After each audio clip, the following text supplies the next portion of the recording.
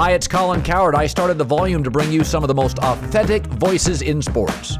While you're here, make sure you hit subscribe. Thanks. He really needs no introduction. He's the best college football receiver I've ever seen, Calvin Johnson at Georgia Tech. He became one of the great NFL receivers I've ever seen. But as I've often said on my show, a person's brand or popularity is disproportionately based on where they land and not who they are. And Calvin Johnson did not land at an elite organization, got banged up, had a great career, 6-time Pro Bowler, and retired early and has a very fulfilling life. You know, it's interesting, Calvin. I did an event years and years ago with you and Cam Newton, and it was in New York City, and I remember doing it. And I said, I talked to somebody, and I said, man, that guy is just class and grace. And I said, he must have had good parents, man, because to be that good and good-looking guy, and he's got his money, and like he's just like really seems grounded. So I don't ask a lot of athletes about this, but you must have had some rock-solid foundational pieces in your early life. If I could, mom, dad, brothers, sisters. I mean, it just felt like when I met you for that hour, I just came away so impressed with you, the guy. So if I could be nosy, for a second, what were those pieces? Appreciate that, man. That means a lot to me because I feel like I got a great family. Mom, dad, still together. I have an older sister. I'm the second of 4 siblings. Older sister, myself, little brother, little sister. 2 of my siblings are doctors. My mom's got her doctorate in education. So my dad worked for the railroad for 30 plus years. He's retired now, but just constantly seeing the folks go to work day in, day out, to build upon their success and build our family up. It just instilled a foundation in me that, you got to work for whatever you want. And you got to not just work for it. You not just go to work and practice, you got to put a great practice together, a perfect practice together in order to get those things that you want. You got to dream, you got to visualize. And so all those little bit of things. And then plus I got my siblings that always try to keep me humble, so that always helps too. Well, like when you retired, I always think how somebody retires says a lot about them. I was a fan growing up of Johnny Carson, and his last couple of shows were just elegant, and he just like, goodbye, everybody. And I'm like, shit, man, that's how I want to retire. I don't want to be one of these guys, desperate guys out there doing Winnebago commercials trying to pay my rent. And when you retired, I remember thinking, he may not even watch football. He'll just Calvin's going to have a big, broad life. You obviously do watch football, but like your average day now, what's it consist of? Well, let me go back. And you did say something that was right at first. I didn't watch football in my first year and a half out of the league. I was done with football. I was tapped out. But no, I love football now. But usually today, I mean, I got obviously I got a family that comes first. Faith, family. I have foundation. I have a business that I'm running. That keeps me totally busy, totally grounded. A couple of businesses that I'm part of, ambassadors for. So, just keeping my head on straight, keeping my image clean because I got a lot to represent, my family and my businesses. So you go back to your Detroit years. First of all, there were playoffs. There were a lot of wins. Let's not just marginalize it as there wasn't success. When did you know, obviously you had high school quarterbacks and Georgia Tech, and then you get to the NFL with Matt Stafford. How many practices did it take? How many throws to go, all right, this guy's a little different. This is a pretty lively arm. Literally, I would have to say like first week, if not the first day, I've never seen an arm like Matthew. I've never seen anybody reach any throw on the field. Literally, nobody, no quarterback. I played with Culpepper for a year there in Detroit. I mean, didn't have a whole lot of, quarterbacks that I can say on the caliber of Matthew, of course, but nobody could reach the throws that he could reach. I saw the grit in Matthew from the injuries that he had. I saw the toughness there, the perseverance, so just all around skill, I still don't see anybody that can throw the ball like him in the league. I mean, there's guys that can throw the ball, but young Matthew, that guy had cannon. Sean McVay always talks about sort of his emotional intelligence, EQ. And, he's got a lot of come from behind wins.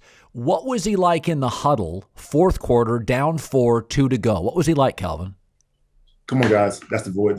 Just come on, guys. Let's go. Hey, do your job. Yeah. Never the ups and downs. Matthew was consistent, and he's consistently getting better and better as we see now. But that was Matthew. Hey, big guy, like, come on, I need you. Or, hey, big guy, hey, you should have had that. Like, yeah, I know. And I'm like, oh, yeah, I know. Should have caught that ball or whatever it was. He never is the one that jumped down your throat, berate you, because he knows that we're a team. He needs everybody on that field to make this thing go. Yeah. So, the NFL, one of the things I like about the league right now, I think it's smarter than it's ever been. We have more offensive coaches. It's younger. It's progressive. People are doing things.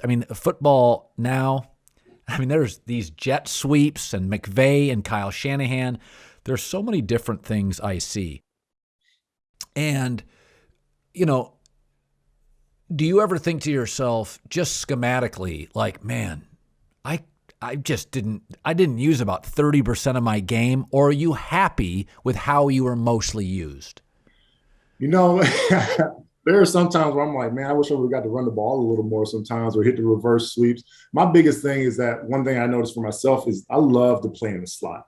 I wish I would have played in the slot my whole career. Why? But you think about it, you're on the outside, you're the number 1, number 2 receiver, you're on the outside, you have the extra defender in the sideline. You have that boundary. When you're in that slot, I have almost like a three-way go. If I got an option route, I can go in, I can go out, I can sit it, or I can take it up the middle. There's so many different options. And you literally, when I see Cooper Kupp or those guys line up in the slot, I remember back in my days, like, when you're in the slot, I got all these goals. You can't stop it. You're at my mercy when I'm in the slot. What is it about Cooper Kupp? I always joke. I'm like, dude's open almost every play. What is it? The schemes? Is it the speed? Like, why is he so open so often? The guy, he's a great receiver. He has good speed. The slot, the lineup, the trips that they do, or the bunches that they do, that doesn't allow you to get a good, double team on the guy. And they cover him one-on-one. You cover that guy one-on-one, he's going to eat you up. And if they haven't found that out by now, goodness gracious, go look at the film. Do you, of all the gifts a wide receiver can have, like Jamar Chase is really fast. Cooper Kupp, top of his route tree. Amari Cooper. Some guys are just great route runners. What did you take most pride in when you played? I'm not saying it was your best gift, but you just took a lot of pride in it. Yeah, just being able to move around as a big guy in a tight space. So being able to get in and out the top of my routes. Or, that, and just being able to go up and dunk on guys whenever the ball's in the air. So those two things, the ball's in the air is mine. And as a big guy, 240 out there running routes, being able to get in and out of my routes like a little guy. Those are the things that I really took most pride in.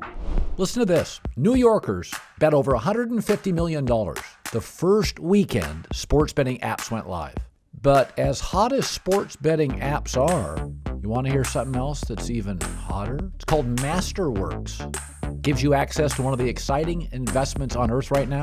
Blue chip art prices have outpaced the S&P 500 by 164% from 1995 to 2021. That's because if you could afford to buy a Picasso yourself, you're already rich. But thanks to Masterworks, you can invest in Hall of Famers like Monet, Banksy, without needing millions. Over 330,000 people have signed up with Masterworks. Get priority access with their game day promotion on Masterworks. Log on to masterworks.art/Colin. That's masterworks.art/Colin. See important disclosures at masterworks.io/disclaimer. When you, even the college game now is so offensive leaning. It's just crazy.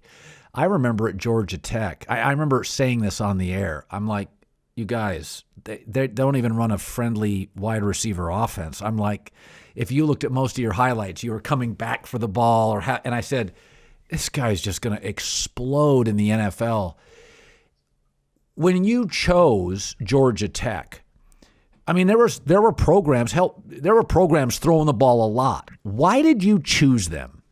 Well, I went to Georgia Tech. They weren't doing the option at the time. I had Chan Gailey. He was my head coach. So he still had a pro style offense. And I love Georgia Tech just because, one, I wanted to stay close to my family to see me play. So it was either there, Georgia Tech or Georgia. And honestly, I went to Georgia Tech just because I had a better feel there. I liked the guys there a little bit more than I did at Georgia. My visit went a little bit smoother there than it did at Georgia. So I just felt more comfortable there. And then I love Atlanta. I love being by the Atlanta University Center where all the schools are. So, all that was just played into it. And at the end of the day, my decision wasn't because of football. My decision was if I go to Georgia Tech, I get a job or I get my degree from Georgia Tech, I can work wherever I want to work. I don't have an issue. Right. So that was like a great engineering school. Mm-hmm. Yep. With the transfer portal today, I've said this. Everybody just says, oh, the kids get rich. And I'm like, the problem is a school that can pay you more, it may have a bad coach, a bad coordinator. When you look at stuff like that, were there times in your life, even in your professional life, when you turned down money, you turned down, it didn't make, because I always tell everybody in my business, don't chase money, chase management. There's a sea of money. There are not a lot of good managers in my business. Like when you look at the transfer portal, do you see problems or do you think it's about time? Man, that's a tough question. Do I see problems? I see guys where they're able to run away from their problems. They might not, maybe it's not like the old day where you have to, be forced to stick it out and really, see what kind of resilience and perseverance you got to work through your issue. Now you can just run and go here, and if it don't work out there, I don't know, maybe you could run somewhere else too. I don't know how exactly it works, but I think the big thing, if you do run though, is really just about finding that right culture. It's culture games like management, but yeah, it's just the culture. Who is the manager? Who are the managers? How is that environment? It's funny, when you were in Detroit, there was a time, I think with Jim Caldwell, Mm-hmm. it did feel like you guys were getting really close to turning the corner, playoffs, and then what happened? Like the band broke up. The band was broke. The guys, the leaders on the team, the vets on the team, that D line, some of the offensive line, they kind of got broke up. And then at that point, you got to either fill those spots or it's like a rebuild at that point. And that's what it turned into almost, is really almost a rebuild. I think Matthew might have got to the playoffs one more time there with that team. But at that point, I felt like the D line was gone. It just wasn't enough there to say that these guys are going to take it to the championship. Do you remember the moment that you decided, could have been a car ride home, could have been a bad practice, maybe it was rehab or something, could you take me to the moment that you just decided, man, like Brady? Brady had a great season, and there was a moment this year at some point, he was driving home to see his family and was like, I don't want to go back to work. Do you remember that moment for you? Man, that moment came after my 8th year. I love telling the story because, after the season's over with, first thing smoking back to Georgia, because it's cold, it's gray up here in Michigan, trying to get out of here, go back and sit on my dad's couch. I'm sitting there like, man, Dad, I don't know if I got it anymore. It's just, just talking to him, just like, it's not fun. He's like, what you mean? Just running around and playing in pain. It kind of just zaps all the fun out of it. I think I'm done. And he asked me a question. He was like, well, he sat there and asked me, like, you think you got one more in you? And I didn't say no. I sat there and was thinking about it. And he was like, well, since you're thinking about it, you can do it one more time. So honestly, it's that 8th year. After that 8th year, I already made up my mind. I was like, hey, I don't have the love. I don't feel like going through the pain to do all I got to do to get ready for this season anymore. It hurts. The fun was zapped out of it. I was done with it. I almost had a disdain for the game. That's why I told you I didn't watch football after I got done. I didn't want to see anything football. I didn't want to watch football. I didn't care. But, I love seeing my guys, the guys I played with. I'm still a fan of those guys. So, it's football. I love football. So, of course, I'm watching now. But it's just at the time, I just didn't have any more love for it.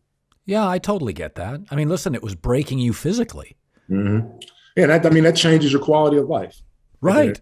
When playing, people that live in pain, changes your quality of life versus, being happy, having the things that you need to make you feel good, to be happy, your family, all those things. It's all about quality of life for me. And that's why, my business ventures reflect that.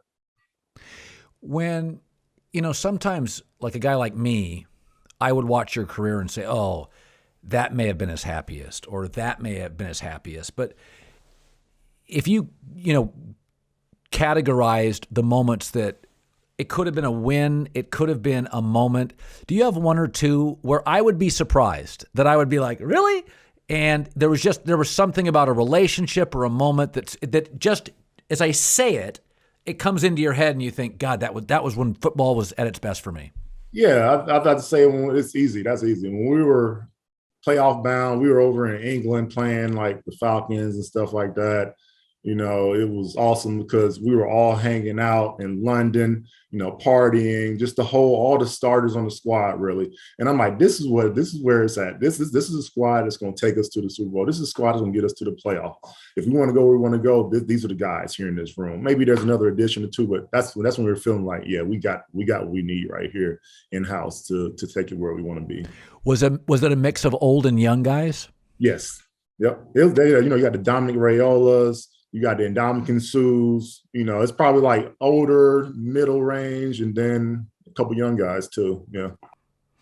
When you see coaches in this league now getting really young, I mean, the Dolphins hired a guy who looks like he's 31 years old, 29 years old.